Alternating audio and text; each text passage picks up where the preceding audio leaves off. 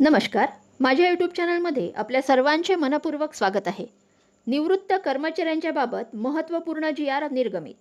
सदर शासन निर्णयानुसार नमूद करण्यात आले आहे की केंद्रीय नागरी सेवा नियम 2021 मधील नियम 68च्या धर्तीवर वित्त विभागाने 3/6/26च्या शासन निर्णयानुसार निवृत्त शासकीय कर्मचाऱ्यांनी विहित मुदतीत शासकीय निवासस्थान रिक्त न केल्यास करावयाच्या कार्यवाहीबाबत सूचना निर्गमित केल्या आहेत.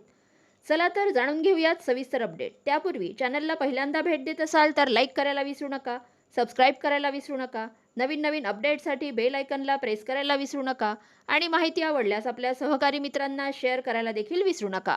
जे कर्मचारी सक्तीने सेवानिवृत्त अथवा बडतर्फ झाले आहेत त्यांच्याबाबतही निर्णयातील तरतुदी लागू असणार आहेत. तसेच निवृत्तीनंतर कर्मचाऱ्यांचे पाल्य शालेय शिक्षण घेत असले व त्याचे शैक्षणिक वर्ष जूनमध्ये संपत असेल तर त्यास आवश्यक ती कागदपत्रांच्या अधीन राहून शासकीय निवासस्थानांमध्ये विद्यमान अनुज्ञती शुल्काच्या 5 पट इतक्या दराने अटीनुसार वास्तव्याची मुभा देण्याचा शासन निर्णय निर्गमित करण्यात येत आहे.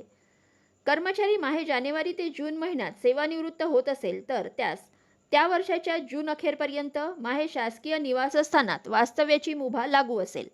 तसेच एखादा कर्मचारी माहे जुलै ते डिसेंबर महिन्यात निवृत्त होत असेल तर त्या वर्षात जर त्याचे पाल्य शालेय शिक्षण घेत असल्यास त्या कर्मचाऱ्यास पुढील कॅलेंडर वर्षाच्या जून अखेरपर्यंत वास्तव्याची मुभा लागू असणार आहे.